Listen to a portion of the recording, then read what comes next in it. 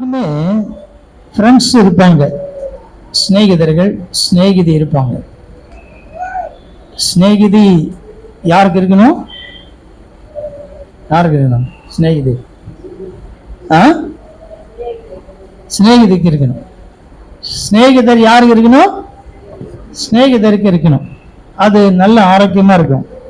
இது மாத்தி மாத்தி இருந்துச்சுன்னா கொஞ்சம் கஷ்டமா இருக்கும். இப்போ இங்கிலீஷ்ல இது எப்படி சொல்லலாம்? இங்கிலீஷ்ல கொஞ்சம் புரியும். பாய் ஃப்ரெண்ட், கேர்ள் ஃப்ரெண்ட். பாய்க்கு கேர்ளுக்கு இது மாத்தி மாத்தி இருந்ததுன்னா கொஞ்சம் கஷ்டம் இல்லை இன்னைக்கு. அதுவும் நம்ம கலாச்சாரம் அல்லது நம்முடைய காரியம் என்ன எப்படி இருக்குன்னா, இன்னைக்கு மேற்கத்தியது போல மாறி நிற்குது. எல்லா இடத்துலையும் பரவிச்சு.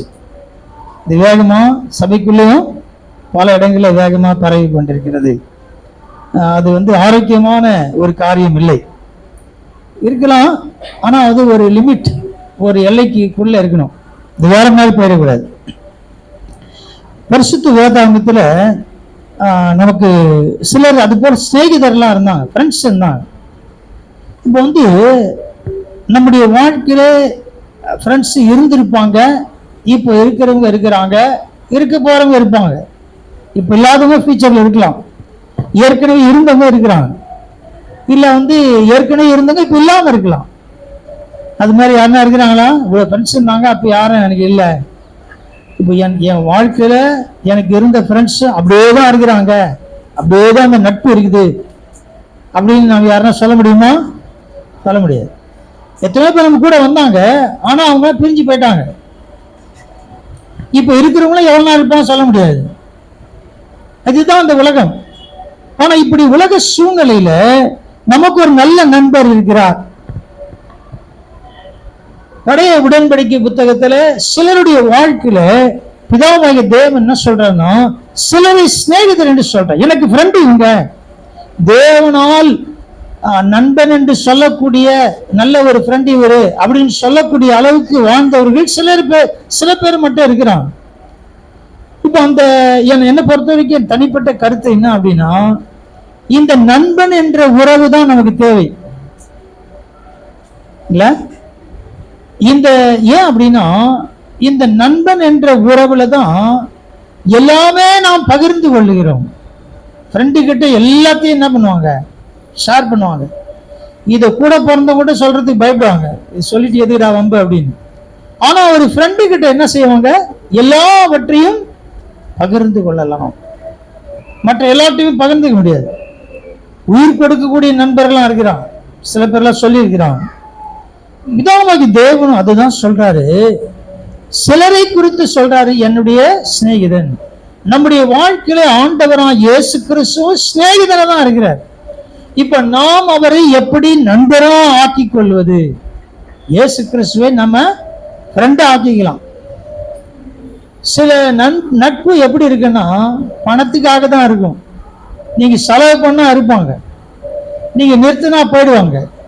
அப்ப எதுக்கு இருக்கிறன்னா, காசுக்கு இருக்கிறான், உங்களை சுரண்டத்துக்கு இருக்கிற ஆள்லாம் இருப்பாங்க. நீங்க நிறுத்தி பாருங்களேன். உண்மையான நட்பு என்பது எந்த விதமான நிபந்தனை இல்லாம நேசிக்கிறது. இவர்கிட்ட கொஞ்சம் காசுக்கு நல்லா பழகலாம், நீங்க எதனா வாங்கி கொடுக்குறத நிறுத்தினீங்கன்னா அவங்க என்ன பண்ணுவாங்க? அவ்வளவுதான்.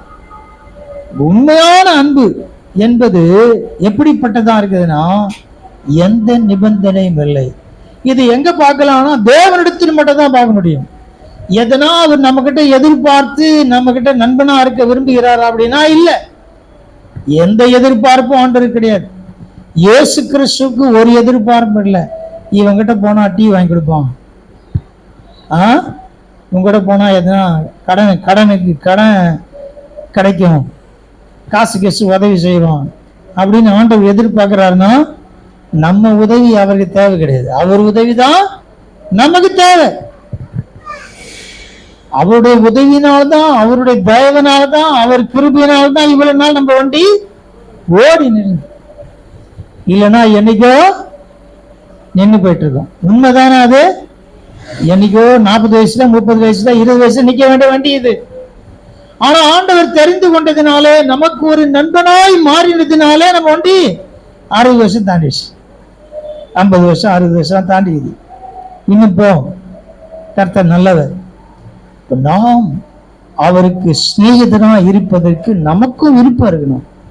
அவர் எப்படி விரும்புகிறாரோ, என்னை நேசிக்க, என்னை ஒரு சிநேகிதனாய் சிநேகம் பாராட்ட தேவன் கிறிஸ்து எப்படி விரும்புகிறாரோ அதே போல எனக்கு ஒரு விருப்பம் இருக்க வேண்டும். இருக்குதா? அவர் என்னை எப்படி நேசிக்கிறாரோ, சிநேகிதனாய் நினைக்கிறாரோ, அதே போல நானும் என்ன செய்யறேன்? அவரை நேசிக்கிறேன், ஒரு நண்பனாய் ஆக்கிக்கிறேன் அப்படின்னு இருக்குதா நம்ம வாழ்க்கை? எதனா தேவைக்காக வச்சுக்கிறோமா? தேவைக்காக வச்சுக்கிறோமா? தேவைக்குன்னா வச்சுப்போம், தேவை முடிஞ்சா வேற ஃப்ரெண்ட் இருக்கிறார். எத்தனை பேர் என்னுடைய இந்த உலக நண்பர்களுக்காக இயேசுவின் நட்பை துண்டித்திருக்கிறோம். துண்டித்திருக்கிறோமா இல்லையா? உலக நட்புக்காக இயேசுவோடு நல்ல ஃப்ரெண்டா தான் வாழ்ந்தோம், அவர்கிட்ட தான் போயினே இருக்கிறோம், நல்லா இருக்குது வாழ்க்கை. திடீர்னு எவனா ஒருத்தன் வந்தான், எவ்வளவு ஒருத்தன் வந்தான், பார்த்து பார்த்து அப்புறம் பேசி பேசி ஆண்டவரோடு இந்த உறவு துண்டிக்கப்பட்டுச்சு, போயிடுச்சு. அவரும் பின்னால் தான் வந்துருக்கிறாரு. நேசிக்க மாட்டியா? நான் தான் ஃப்ரெண்டு. எல்லாட்டும் சொல்றாரு, ஏன் ஃப்ரெண்டு? நம்ம மூஞ்சி விட திரும்பி பார்க்க மாட்டோம். எனக்கு வேற ஃப்ரெண்டு கஷ்டாங்க, அங்க பார்த்துன்னு போறேன். அந்த நட்பு ஒரு நாளைக்கு என்ன ஆகும்? கசப்பாயிடும். அந்த நட்பு தேல் மாதிரி கொட்டும். ஆரம்பத்துல நல்லா இருந்துச்சு, இப்ப என்ன பண்ணுது? தேல் மாதிரி கொட்டுது. இயேசுவின் நட்பு ஒரு நாளும் கொட்டாது. கொட்டினா கூட நமக்கு பிரயோஜனமா தான் இருக்கும், ஆசீர்வாதமா இருக்கும், நன்மையா இருக்கும். நம்முடைய ஆண்டவராய் கர்த்தர் நம்மிடத்தில் எவ்வளவு அன்பா இருக்க விரும்புகிறாரு. அந்த பிணைப்பு, பழைய உடன்படிக்கை புத்தகத்தில் ஒருவருடைய அந்த சிநேகம், தேவனுக்கும் அவருக்கும் உள்ள நட்பை குறித்து இங்கே பார்க்கலாம். 33:11. ஒருவன் தன் சிநேகிதனோட பேசுவது போல கர்த்தர் மோசேயோட முகமுகமாய் பேசினார்.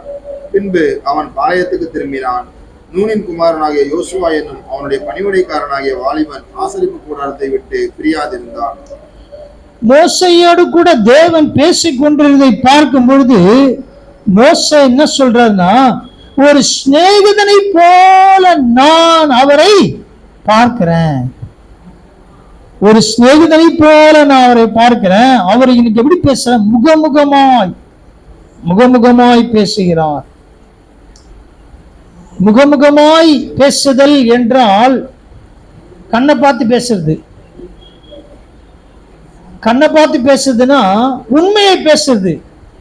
நீங்க உண்மையை நீ கண்ணை பார்த்து பேசுறீங்க வச்சுங்களேன், உண்மையை பேசாதவங்க கண்ணை பார்த்து பேச மாட்டாங்க, இப்படி திரும்பி அப்படி திரும்பி பேசிருப்பான். அவன் நீ கண்டுபிடிச்சிக்கலாம், அவங்ககிட்ட என்ன இல்லை? உண்மை இல்லை. உங்களை நேர் பார்த்து பேச முடியாது. ஏன் அப்படியே குஞ்சின்னு அப்படி பாக்குறாங்க அப்படின்னா, உண்மையை பேச முடியாத ஆளுங்களால கண்ணை பார்த்து பேச முடியாது. அப்ப இங்க அவர் என்ன சொல்றாருன்னா, முகமுகமா என்று சொல்லும் போது ஆண்டவர் எனக்கு எல்லா விதத்திலும் உண்மையா இருக்கிறார். உண்மையுள்ள சிநேகிதன் அவர். தேவன் எனக்கு எப்படிப்பட்ட சிநேகிதனா? உண்மையுள்ள சிநேகிதனா இருக்கிறார். இந்த உண்மையுள்ள சிநேகிதனை கண்டுபிடித்து ரொம்ப கஷ்டம். யாருன்னா இருக்கலாம், அது கண்டுபிடிக்கிறதுக்கு கஷ்டம். அப்ப முதல்ல இந்த வசனத்தில் நாம் பார்க்கும் பொழுது, ஒருவன் தன் சிநேகிதனோடு பேசுவது போல கர்த்தர் மோசையோடு முகமுகமாய் பேசினார். ஒரு அருமையான அனுபவம் மோசைக்கு இருந்துச்சு.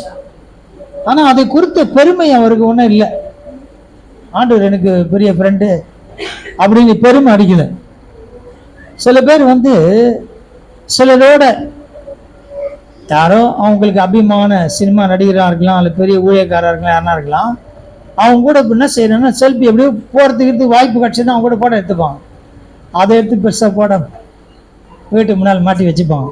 இவர் எனக்கு ஃப்ரெண்டு அதுபோல தங்களை காமிச்சிக்கிறாங்க.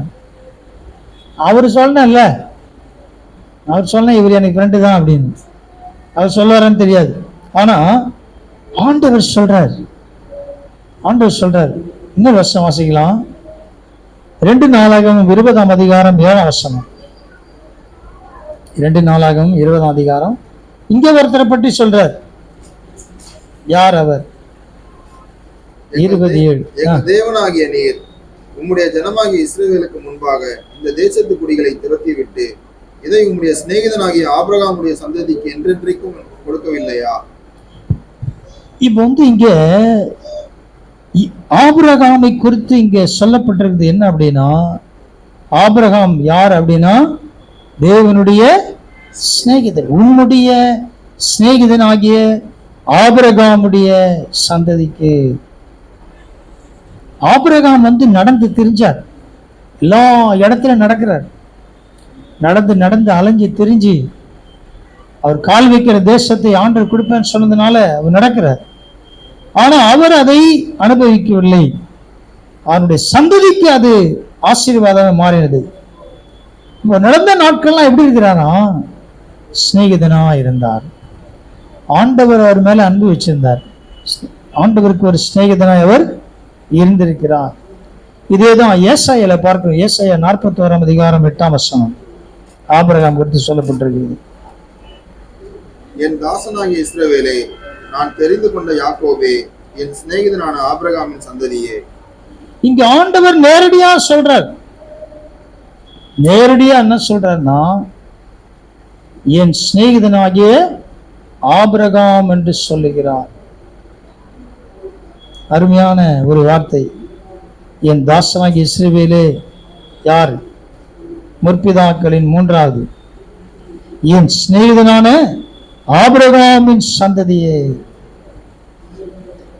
ஆண்டவரே இங்க சொல்றார் தீர்க்கதரிசி மூலமாக. ஆபிரகாம் ஆண்டவராய் கர்த்தருடைய சிநேகிதனா இருந்தார். ஆபிரகாம், தேவன் ஆபிரகாமுக்கு ஒரு சிநேகிதனா இருந்தார். ஆபிரகாமுடைய வாழ்க்கையை குறித்து பார்க்கும் பொழுது அவரை ஆண்டவராய் கர்த்தர் பாதுகாத்தார், அழைத்தார், ஆசீர்வதித்தார். அவர் சொன்ன வாக்குத்தத்தங்களை நிறைவேற்றினதை பார்க்கிறோம். இப்ப நாம இங்க வந்துருவோம். புதிய உடன்படிக்கை புத்தகம். அதே நேரத்தில் இன்னொரு ஆளை பார்த்து நாங்க வந்துடலாம். தாவீது இப்ப தேவன் எப்படி சிநேகிதனாக இருந்தார், அதே நேரத்தில் பழைய உடன்படிக்கை புத்தகத்துல சிலர் ஒரு சிநேகிதமா இருந்தாங்க. அவங்க எப்படி இருந்தாங்க? தாவீது, அதாவது 2 சாமுவேல் 15ஆம் அதிகாரம் 37ஆம் வசனம். 2 சாமுவேல் 15:37. அப்படியே தாவீதின் சிநேகிதனாகிய ஊசாய் நகரத்திற்கு வந்தான், அப்சலோமும் எருசலேமுக்கு வந்தான். ஆமா, இங்க இந்த சிநேகிதத்தினால் வருகிற நன்மை குறித்து அங்க பார்க்க முடியும். தாவீதுக்கு சிநேகிதன் இருந்தார். யோனத்தானும் ஒரு சிநேகிதனை தான் இருந்தார். ஆனா அவர் எல்லாம் பாதியில போயிட்டாங்க. யோனத்தான் பாதியில போயிட்டார். இவரும் அந்த சிநேகிதர் என்ன செய்தார் நாங்க பார்க்கும்போது, தாவீதை காப்பாற்றுவதற்கு உதவி செய்திருக்கிறார். சிநேகிதனை செய்து காப்பாற்றுகிறது. இது மனிதன் சிநேகிதம். ஆனால் தேவனுடைய சிநேகம் என்பது அது வித்தியாசமா இருக்குது, விசேஷமானதாய் இருக்கிறது. அதை குறித்து நாம் ஆண்டவராய் இயேசு கிறிஸ்து எல்லாருக்குமே சிநேகிதனா இருக்கும்படி விரும்புகிறார். பிதாவாகிய தேவனுடைய வாழ்க்கை அங்க பார்க்க, பழைய உடன்படிக்கை பார்க்கும்போது எல்லாருமே சிநேகிதா இருந்தான்னு தெரியல. ஒரு சிலர் தான் ஆபிரகாமை குறித்தும் இங்க அந்த பக்கம் பார்க்கும்போது தாவீது மற்றவர்களை குறித்து ஒரு சிலர் தான் சிநேகிதன் சொல்லப்பட்டிருக்குது. ஆனால் இங்கே ஆண்டவராகிய இயேசு கிறிஸ்து எல்லாரையும் சொல்றார், எல்லாருமே எனக்கு சிநேகிதர். இது எவ்வளவு பெரிய ஒரு உறவு! தேவனுக்கு நமக்கு எவ்வளவு மகிமையான ஒரு உறவை வெளிப்படுத்துகிறது என்பதை பார்க்கும்போது மகிழ்ச்சியா இருக்கும். ஒரு சில வசனம் மட்டும் வாசிக்கலாம். நாம் மத்தேயு 11ஆம் அதிகாரம் 19ஆம் வசனம். மனுஷகுமாரன் போஜனபானம் பண்ணுகிறவராய் வந்தார். அதற்கு அவர்கள், இதோ போஜன பிரியனும் மதுபான பிரியனுமான மனுஷன் ஆயக்காரருக்கும் பாவிகளுக்கும் சிநேகிதன் என்கிறார்கள். ஆனாலும் ஞானமானது அதன் பிள்ளைகளால் நீதி உள்ளது என்று ஒப்புக்கொள்ளப்படும் என்றார். இயேசு கிறிஸ்து இதை சொல்றார். இயேசு கிறிஸ்து என்ன சொல்றான்னா, தன்னை குறித்து சொல்லப்படுகிறதே சொல்றார். தன்னை குறித்து என்ன சொல்லப்படுதுன்னா, ஆயக்காரருக்கும் பாவிகளுக்கும் சிநேகிதர் என்றார்கள் அப்படின்னு சொல்றார். இப்ப யாருக்கு சிநேகிதர்? யாருக்கு யாருக்கு சிநேகிதர்? பாவிகளுக்கு சிநேகிதர். இப்ப எனக்கு அவர் சிநேகிதரா இருக்கிறாரா? இருக்கிறாரா? நமக்கு சிநேகிதரா இருக்கிறாரா? ஏன் இருக்கிறாரு? ஆமா, நாமெல்லாம் ஒரு காலத்துல முன்னாள் பாவிகள், இந்நாள் பாவிகளா? அடப்பாவிகளா? முன்னாள் பாவிகள், இந்நாள் பரிசுத்தவான்கள். முன்னால்தான் பாவிகள், பரிசுத்தவான்களுக்காக ஆண்டவர் வரல. யாருக்கு வந்தாரு? பாவி நீதிமானுக்காக தேவன் வரலையாம். ஒரு நீதிமானுக்காக இயேசு கிறிஸ்து மரிக்க வேண்டிய அவசியம் அந்த நீதிமான். ஆனா யாருக்கு வந்தார் அப்படின்னா, பாவிகளுக்காக தான் வந்தார். அப்போ நாம் பாவிகளா இருந்ததுனால தான் இயேசு கிறிஸ்து நமக்கு என்ன பண்ணாரு? சிநேகிதனாய் மாறினார். அது எல்லாரும் பார்த்து என்ன சொல்றாங்க? பாவிகளுடைய சிநேகிதர் அதுதானே. அப்படின்னா மற்றவர்கள் இயேசு கிறிஸ்துவை எப்படி அடையாளப்படுத்துகிறார் என்றால், அவர் லீஸ்ட் பாவத்தில் இருக்கிறவர்களை நேசிக்கிறவர். மகிழ்ச்சியான காரியம் தானே இது. என்னை அவர் நேசித்து இருக்கிறாரு, மகிழ்ச்சியான காரியம். அப்ப வெளியே இருந்து பார்க்கும்போது இயேசு கிறிஸ்துவை எப்படி பார்க்கிறாங்கன்னா, பாவிகளை நேசிக்கிறவராய் பார்க்கிறார், பாவிகளுடைய ஃப்ரெண்டா பார்க்கிறாங்க. அப்ப அவர் எப்படி இருந்திருக்கிறாரு? எப்படி இருந்திருக்கிறாரு? பாவிகளுக்கு ஃப்ரெண்டா இருந்ததுனால தானே பார்க்க முடியுது. பாவிகளுக்கு அவர் யாரு? நண்பரா இருந்தார். இப்ப பரிசுத்தவான்களா ஆன பிறகு நண்பரா இருப்பாரா? நண்பரா இருப்பாரா? இருக்க மாட்டாரா? அது நம்ம விஷயம்தான், நம்மை சார்ந்தது. பாவிகளுக்கு நண்பரா இருப்பது அவரை சார்ந்தது. நாம் பரிசுத்தமாக்கப்பட்ட பிறகு நாம் அவருக்கு நண்பர்களா இருப்பது நம்மை சார்ந்தது. நான் சொல்றது புரியுதா? இப்ப நம்மை சார்ந்த என்ன அர்த்தம்னா, நான் அந்த நட்பை தொடர்கிறேன். இயேசு எனக்கு சிநேகிதராய் ஆன பிறகு அந்த நட்பை நான் என்ன செய்யறேன்? காத்து கொள்ளுகிறேன், தொடர்ச்சியா வச்சுக்கிறேன். அவர் என் ஃப்ரெண்டுன்னு அந்த நட்பு, அந்த உறவு, அந்த ஐக்கியத்தோடு கூட நான் வாழ்கிறேன். அப்பதான் நாம் என்ன செய்ய முடியும்? இயேசு எனக்கு ஃப்ரெண்டுன்னு சொல்ல முடியும். அந்த நட்பு என்ன செய்யணும்? தொடர வேண்டும். தொடருதா? விட்டுட்டுமா? கொஞ்சம் தொடருதா? தொடரணும். அவ இயேசு கிறிஸ்து என்னுடைய சிநேகிதன் அப்படின்னு நீங்க சொன்னீங்கன்னா, அவருக்கு எப்படி நடந்துக்கும்? அவர்கிட்ட நீங்க எப்படி நடந்துப்பீங்க? முதல்ல என்ன நினைப்போம்? கோச்சு கூடாதுன்னு நினைப்போம். உங்களுக்கு ஒருத்தர் நல்ல ஃப்ரெண்டா இருக்கிறேன்னா அவங்க கிட்ட நீங்க எப்படி நடந்துப்பீங்க? சும்மா போன் பண்ணி திட்டிங்க இருப்பீங்க? லூஸ் மாதிரி பேசுறா, ரொம்ப நல்ல அண்டர்ஸ்டாண்டிங் உள்ள இருந்தாங்கன்னா கண்டுக்க மாட்டாங்க. அவர் ரொம்ப ஒரு எக்ஸ்ட்ரீம் ஸ்டேஜுக்கு போகுது அப்படின்னா அவங்க என்ன பண்ணுவாங்க? இது என்ன இந்த மாதிரி இருக்குது, ஐயோ இது உறவு வேணாம் அப்படின்னு நினைப்போம். ரெண்டாவது, தவறான காரியங்கள், தவறான விஷயம் உள்ள வரும்போது அந்த நட்பு என்ன செய்து? துண்டிக்கப்படுகிறது. இயேசு கிறிஸ்துடைய காரியம் அவர் பரிசுத்தம் உள்ள தேவன். அவர் நம்ம கிட்ட பாவியா இருக்கு, நம்ம கிட்ட நண்பரா இருக்கிறார் போது நாம எப்படி நடந்துக்கணும்? உங்க நண்பன் ஒழுக்கமான நண்பனா இருந்தா அப்படி இருக்கிறார் அப்படின்னா நீங்களும் ஒரு ஒழுக்கத்தோடு நடந்துனாதான் அந்த ஃப்ரெண்ட்ஷிப் நீடிக்கும். இல்ல ஒரு மோசமான பாவியோட நண்பரா இருக்கிறீங்க, ஏன் நம்மளும் அப்படித்தான் அவரும் அப்படித்தான் மாதிரி இருக்கிறீங்க, தண்ணி அடிக்கிற ஆள் வச்சுக்கலாம். உங்க நட்பு நல்லா போயினே தான் இருக்கும். அவரும் வாங்கி கொடுக்குறாரு, நானும் வாங்கி கொடுக்குறேன், 2 பேரும் ஜாலியாக இருக்கிறோம், 2 போயினே தான் இருக்கும், பிரச்சனையே இருக்காது. திடீர்னு ஒரு சிநேகிதர் வராரு. யார் அவரு? இயேசு கிறிஸ்து வந்துட்டார். வந்த முடியும் அதை விட இந்த ஸ்நேகம் நல்லா இருக்கு, இவரை நான் விட்டுறலாம், நீ விட்டுட்டீங்க அப்படின்னா, இல்ல அவர்கிட்ட போய் இப்போ இது சரியில்லையே அப்படி சொன்னா அவங்க ஏத்துப்பாரா? அப்படின்னா ஏத்துக்க மாட்டாரு. ஒரு பைத்தக்காரன் போடா, உன் உறவே வேணாம் எனக்கு, இதுதான் உறவு, இதுதான் நம்ம உறவே ஆரம்பிச்சது, இது சார் வரைக்கும் அவன் இருக்குன்னு நினைச்சேன், நீ நடன விட்டுட்டு எங்கே போற போவான். இப்ப நீங்க இருக்கவே முடியாது. அதே போலதான் இயேசு கிறிஸ்துவோடும்.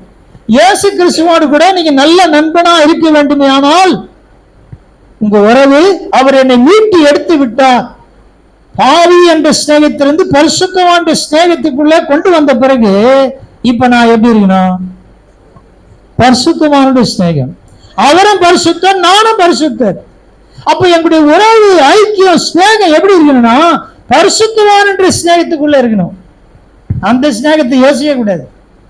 ஏன்னா அந்த ஸ்நேகம் வேற, வேணும் தேவை பண்ணி அங்கதான் போகணும். அந்த ஸ்நேகம் வேற, இந்த ஸ்நேகம் வேற.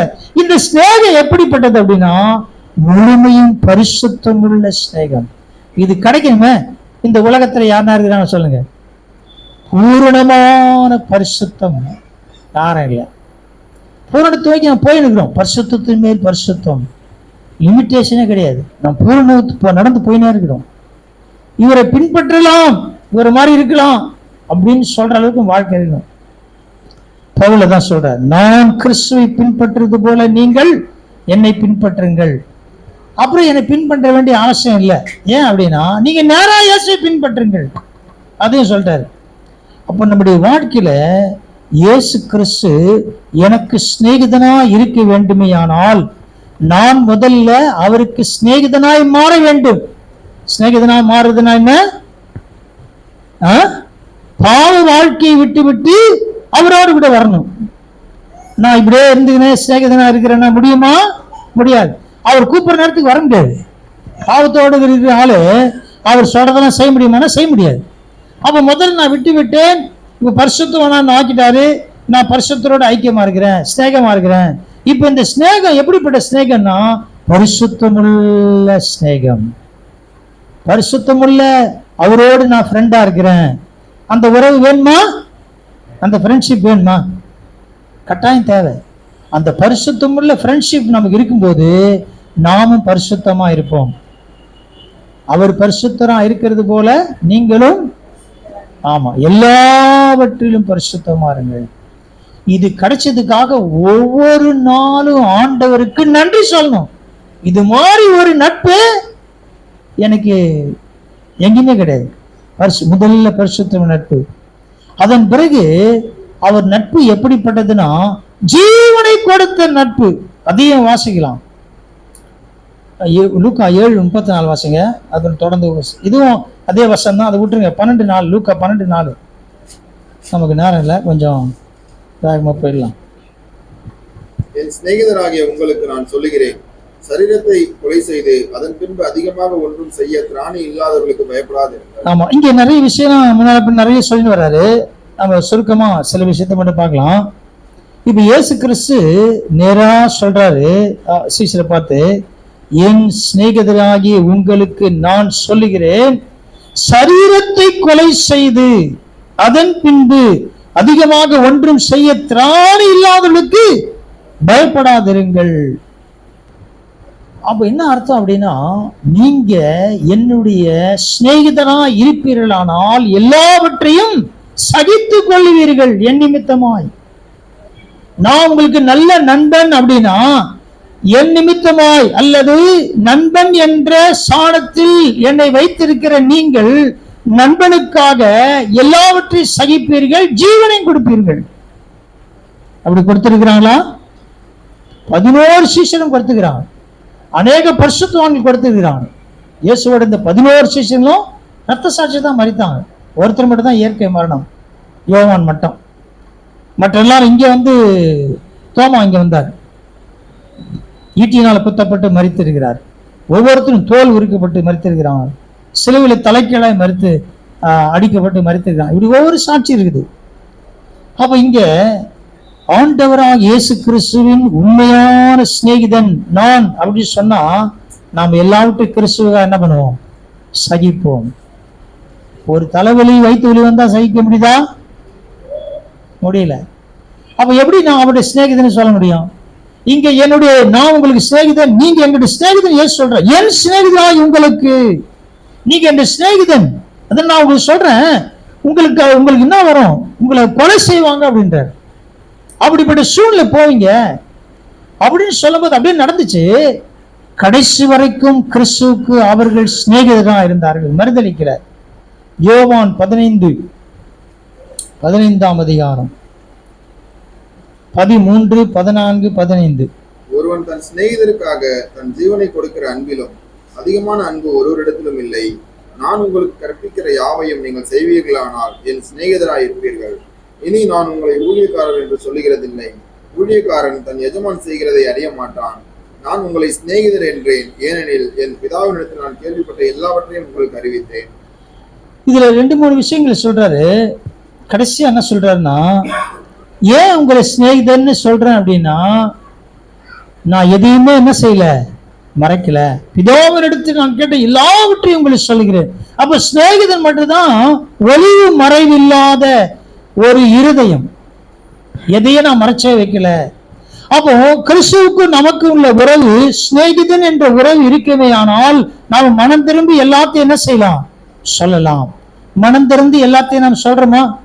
ஆண்டவரே, என் நிலைமை எப்படி இருக்குது, என் கதை இப்படிதான், எனக்கு நீங்க தான் உதவி செய்யணும் அப்படின்னு எல்லாத்தையும் என்ன செய்யணும், சொல்லக்கூடிய நிலையில இருக்கிறீங்க அப்படின்னா நீங்க அவருக்கு சிநேகிதன்னு சொல்லலாம். அவருக்கு தெரியாம எதுவுமே என்ன செய்யக்கூடாது, செய்யக்கூடாது. உண்மையான சிநேகிதனா இயேசு கிறிஸ்து எனக்கு இருக்கிறார் என்றால் நீங்க அவருக்கு விரோதமான காரியம் எதுவுமே செய்ய முடியாது. நண்பனுக்கு விரோதமா ஒருத்தன் செய்யறானா உண்மையான சிநேகிதனா? இல்ல. அப்ப எனக்கு பிடிக்காது, என் நண்பனுக்கு இது பிடிக்காது, அவ்வளவுதான். அப்படின்னா எவ்வளவு ஜாக்கிரதையா இருப்போம். என் சிநேகத்துக்கு எதெல்லாம் பிடிக்காதோ அதை நான் செய்ய மாட்டேன்.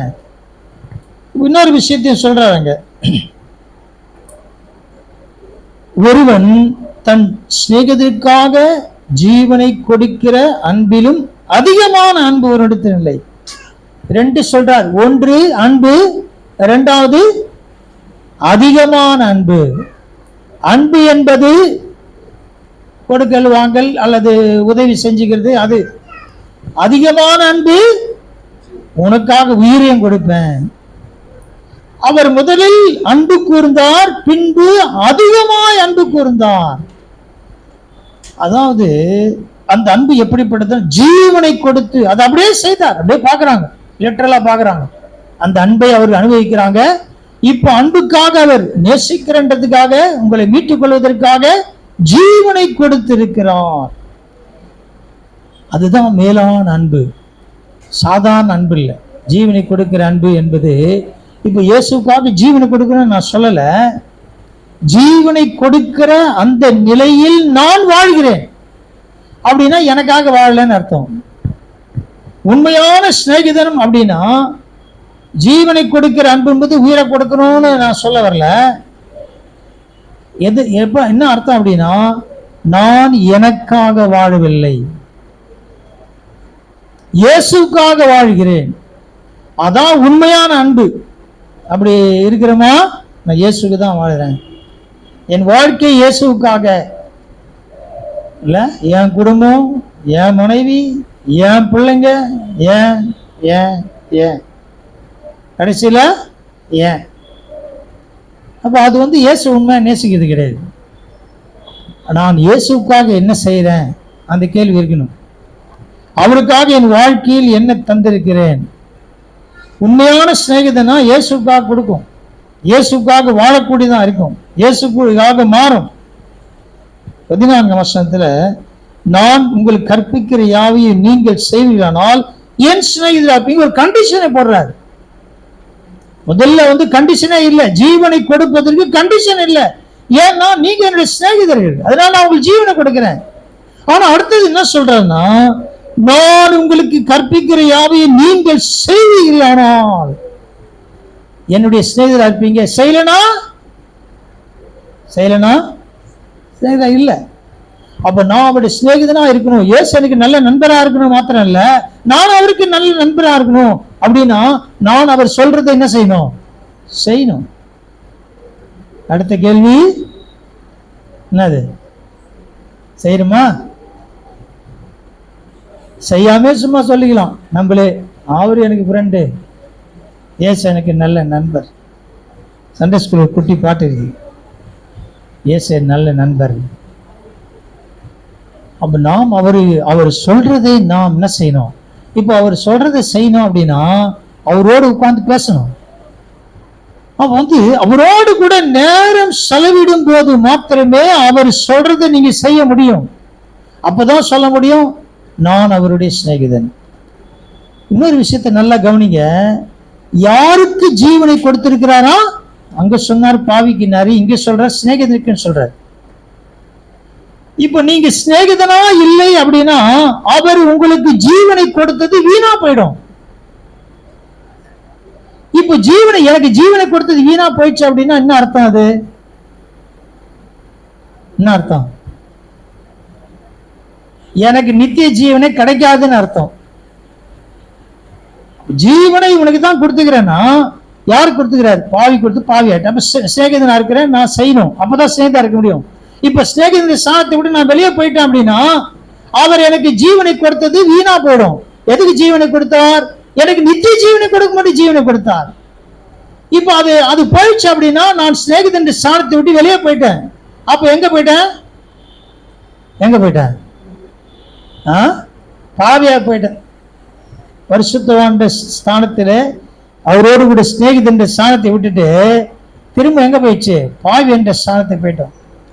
அப்ப அதுதான் சொல்றாரு, நீங்க என்ன செய்யுங்க, நான் சொல்லுவதை செய்யுங்க, நீங்கள் செய்யுங்க. நீங்க காத்திருக்கணும். எல்லாருக்கும் ஒரே மாதிரி விஷயத்தை ஆண்டவர் சொல்ல மாட்டார். ஒவ்வொருத்தரும் அவங்களுக்கு இது சொன்னாரா நானும் செய்யறேன், வேணாம். அவங்களுக்கு சொல்ற விஷயம் வேற, நமக்கு சொல்ற விஷயம் வேற. நீங்க காத்திருக்கணும். அந்த சிநேகித உறவு ஐக்கியத்திலே காத்திருக்கணும். சிநேகிதனா இருக்கணும். ஆண்டவரே ஒரு சமத்தை உட்கார்றேன், நான் சொல்றதை கேளுங்க, நீங்க சொல்றதை நான் கேட்கிறேன். சில பேர் என்ன பண்ணுவாங்கன்னா போனை எடுத்து ஃப்ரெண்டு கிட்ட பேசுவாங்க. ஆட்சி தள்ளி பேசிட்டு என்ன பண்ணுவாங்க, பேசி முடிச்சுட்டு ரைட்டு வச்சிருவாங்க. அவர் என்ன சொல்ல வராருன்னு தெரியாது. கடைசியா முடிக்கும் என்ன சொன்னா, இவ்வளவு பேச உனக்கு அறிவே இல்லை, புத்த கண்டுக்கவே மாட்டேற, என்ன பண்றது? அப்புறம் அவர் சொல்றாரு, நான் எல்லாத்தையும் கேட்டேன், நான் பேசுறதுக்குள்ளேயே தடபடின்னு பேசிட்டு போனை கட் பண்ண, நான் என்ன பண்றது? நம்ம நிலைமை அப்படிதான். அவன் எல்லாம் சொல்லி முடிச்சிடுவோம். அவர் என்ன சொல்றாருன்னு கேட்கறதுக்குள்ளே அப்படி ஏஞ்சி போயிடுவோம். உட்காரணும். ஆண்டவரே நீ சொல்றதை நான் கேட்கிறேன். அப்ப சொல்ற விஷயங்களை நாம் செய்ய வேண்டும் என்று விரும்புகிறான். ஆண்டவர் செய்ய விரும்புறார். 15ஆம் வசனத்துல என்ன சொல்ற, இனி நான் உங்களை ஊழியக்காரன்னு சொல்லுகிறது. ஒரு ஸ்டாண்டர்டு பாருங்க, எங்க இருந்து வந்துக்கிறோம்? பாவியிலிருந்து பரிசுத்தவான், பரிசுத்தவான் என்று ஜீவனை கொடுத்து மீட்டு கொண்ட நிலைக்கு வந்தோம். அதன் பிறகு நமக்கும் அவருக்கும் உள்ள உறவை இன்னும் கொஞ்சம் அதிகமாக்குறார். எப்படின்னா அவர் சொல்றதெல்லாம் நான் செய்யறேன். அந்த சிநேகம் நெருக்கமாகி விட்டது. சொல்றதெல்லாம் செய்யறேன்னா நெருக்கத்துக்குள்ள போயிட்டோம். அடுத்து என்ன சொல்றாரு, நான் உங்களை ஊழியக்காரன் சொல்லுகிறதில்லை, ஊழியக்காரன் தன் எஜமான் செய்கிறதை அறிய மாட்டான். நான் உங்களை சிநேகிதர் என்றேன், ஏனெனில் என் பிதாவினிடத்து நான் கேள்விப்பட்ட எல்லாவற்றையும் உங்களுக்கு அறிவித்தேன். பிதாவினிடத்தில் கேள்விப்பட்டதெல்லாம் சொல்லி இருக்கிறேன். இப்ப இன்னைக்கு சொல்லுவாரா? கட்டாயம் சொல்லுவார். இந்த உலகத்தில் நடக்கிற சூழ்நிலைகள் நாம் எப்படி வாழணும், நாம் எப்படி நடந்துக்கணும், சமுதாயத்துல குடும்ப வாழ்க்கை எப்படி நடத்தணும், எல்லாவற்றையும் நமக்கு சொல்லி கொடுக்கிறார். நம்முடைய பிரச்சனையின் போது அதுக்கு ஆலோசனை சொல்லுகிறார். பிரச்சனையே இல்லாத ஆள் யாரும் கிடையாது. எதனா ஒரு போராட்ட பிரச்சனை தான் வாழ்ந்துதான் இருக்கிறோம். இப்படிப்பட்ட சூழ்நிலையில நாம் தேவ சமூகத்தில் நீங்க ஆலோசனை கேட்கணும். உலக ஃப்ரெண்ட்ஸ் இருக்கிறாங்க, அவங்களும் சொல்லலாம், நமக்கு ஆலோசனை தேவை. அதே நேரத்தில் எனக்கு அவர் நல்ல ஃப்ரெண்டா இருக்கிறார்னா நாம் அவரிடத்துல என்ன செய்யணும்? ஆலோசனை கேட்கலாம். அவருக்கு எனக்கு அந்த உறவு ஐக்கியம் இருக்க வேண்டும். யாக்கோபு 2 தீமோத்தேயு 1:2 வாசிங்க. 2 தீமோத்தேயு 1:2 அவ்வளவுதான், முடிச்சிடலாம், நேரம் இல்லை. பிரியமுள்ள குமாரனாகிய தீமோத்தேயுக்கு எழுதுகிறதாவது, பிதாவாகிய தேவனாலும் நம்முடைய கர்த்தராகிய கிறிஸ்து இயேசுவினாலும் கிருபையும் இரக்கமும் சமாதானமும் உண்டாவதாக. அதாவது சிநேகிதன் என்ற உறவு எப்படி இருக்குதுன்னா, பிரியமுள்ள இயேசு கிறிஸ்து நம்மிடத்திலே பிரியமுள்ளவரமா இருக்கிறார். எல்லா விதத்திலும் பிரியமா இருக்கிறார். நல்லா கவனிங்க. இப்போ அந்த பிரியமானதான் அந்த ஸ்நேகம், பிரியமான தான் அந்த ஸ்நேகம். இப்போ நம்முடைய வாழ்க்கையில நாம் ஆண்டவராக இயேசு கிறிஸ்துவுடைய நல்ல நண்பர்களா இருக்கணும். இப்ப நல்ல நண்பர்களா இருக்கிறோம் அப்படின்னா அவரை கோபப்படுத்த மாட்டோம், அவரை எரிச்சல் மூட்ட மாட்டோம், அவர் பிடிக்காத நாம் செய்ய மாட்டோம். ஏன்னா நட்பு துண்டிக்கப்பட்ட போது பிடிக்காத செய்ய மாட்டோம், அவர் சொல்றதுனா நாம் செய்வோம். அப்பதான் நாம சொல்றத அவர் செய்வார். நீ கேட்கவே வேணாம், நல்ல நண்பர்னா கேட்க வேணாம், அவங்களே புரிஞ்சுப்பான். ஓ இவங்க கஷ்டமாகறான், ரைட் நம்ம செய்யணும். நல்ல நண்பர்கள் என்ன செய்வாங்க, புரிந்து கொண்டு செய்வார்கள். அப்போ நமக்கு வந்து ஆண்டவர் சிநேகிதராக இருக்கணும் அப்படின்னா நான் செய்ய வேண்டியது என்ன, ஒரே வார்த்தை சொல்றார், நான் என்ன சொல்றேன்னு அதை என்ன செய்யுங்க, செய்யுங்க, அவ்வளவுதான். நீங்க இதை மட்டும் ஒவ்வொரு நாளும் தேவனுடைய சத்தத்தை கேட்கிற அனுபவம் உங்களை தொடர்புபடுத்தும். நான் ஒரு காரியம் சொல்ல விரும்புகிறேன். இந்த 15ஆம் தேதி நான் அதை பத்தி நிறைய இன்னும் கொஞ்சம் பேச நினைக்கிறேன். ஒரு நாள் பேசுறேன், நேரம் இல்லை, நல்லா கவனிங்க. சிலருடைய வாழ்க்கை தேவனை விட்டு துண்டிக்கப்பட்டுச்சு. இந்த செல்போன் சார்ஜ் போடுறோம்ல, நம்ம வந்து 35% இருக்கும்போது போடலாம். அப்படி போடும்போது பார்த்தீங்கன்னா சீக்கிரமா சார்ஜ் ஆயிடும். சில நீங்க 2-3 நாள் அப்படியே போட்டு அது சுத்தமா ட்ரை ஆயிடுச்சு அப்படின்னா போட்டுட்டு கொஞ்ச நேரம் பார்த்தா என்ன செய்யாது தெரியாது, கொஞ்ச நேரம் ஆகும். அதுக்குள்ளே வந்து பார்த்து எடுத்து பார்த்துருந்தா நடக்காது.